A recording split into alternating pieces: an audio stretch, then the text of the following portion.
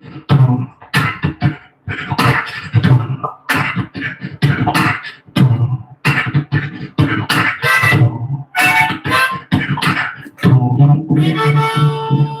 did help me sleep better, but I needed something even stronger. So then in 1999, I went to my doctor's office one day, and they wouldn't give me a prescription for this, even though they knew it was the only thing that helped me. So I mentioned to the doctor, I said, what would you think if I took that plant and I produced the essential oil from the plant and ingested it, as opposed to smoking it? And he said that would be a much more medicinal way to use the substance. But still, he wouldn't give me a prescription. So in 2001, the medical system, basically, they called me in one day and they said, there's nothing more we can do. We've tried all our chemicals, nothing helps you. So you're on your own. But again, wouldn't give me a prescription, so that made me an automatic criminal. You know, if I needed hemp as a medicine, but I couldn't get it legally. So I didn't have any choice, so I started using the oil. Now, back in the early 1990s, I had developed these areas on my body. I had one by my eye, and I had one on my cheek, and I had one on my chest. And they wouldn't heal. They just kept swelling up and bleeding, and it felt like I had splinters in my face in that area. And I thought at the time, I figured it was cancer, but nobody wants to hear that word. So I had put off even mentioning it to the doctor. But in 2002, these areas, they weren't going away. So one day I was in my doctor's office and I mentioned it to him, and he looked at them and he said, well, it looks like skin cancer. So they took me in, and the one next to my eye was the one they worked on first because it was so close to the eye, they were worried. And then they said they would bring me back at a later date to do the other two areas. So it was about a week after they had performed the surgery on my eye that I was looking at where they had done the work one night, and that report I'd heard from the 1970s popped back into my head.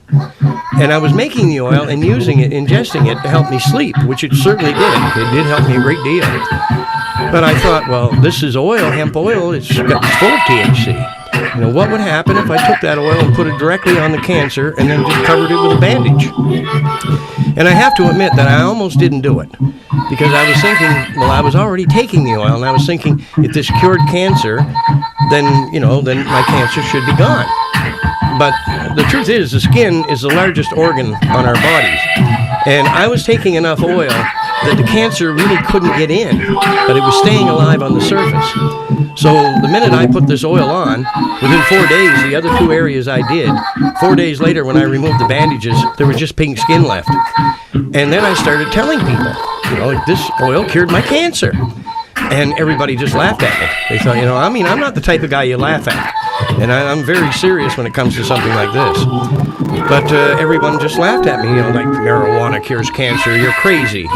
And so I was starting to doubt it, because I was really the first person I had ever treated was myself. But within 7 weeks, the cancer they had surgically removed by my eye, it came right back. And when it did, I watched it develop, that same splinters and the bleeding.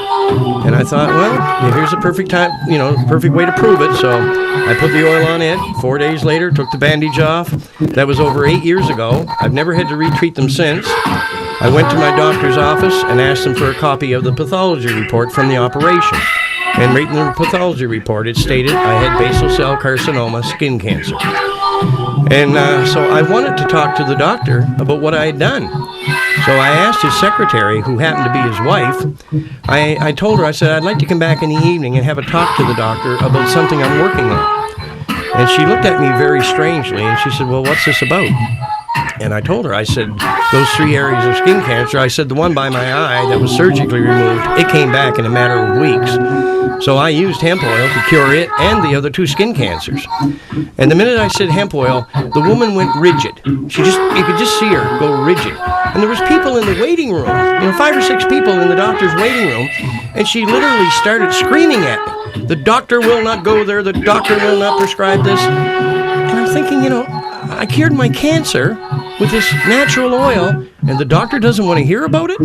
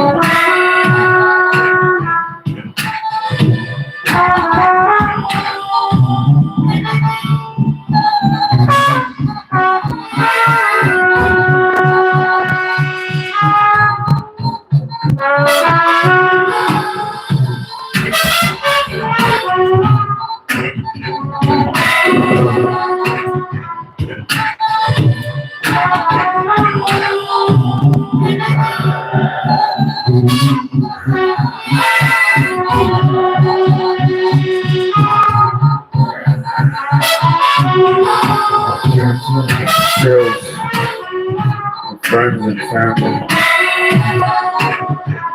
And the question is never what causes the cancer, only what cures the cancer. And we know what cures the cancer. But do we know what causes the cancer? The cosmetics industry dumps cancer-causing agents on your skin every year, all day long. No days off.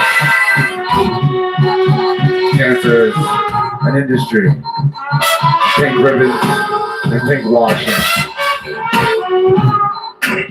Mothers and sisters and parents, sons, children,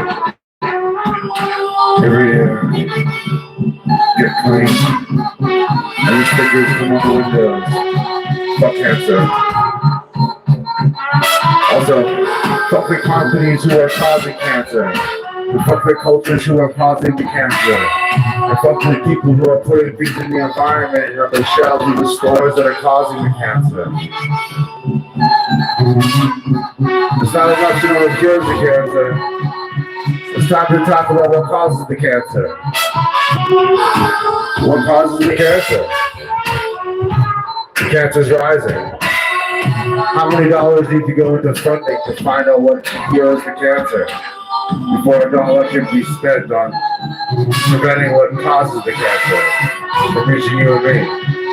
And it's in our food supply, and it's in the water, and it's in the shelves in your supermarket, and it's killing your friends. It's killing your children.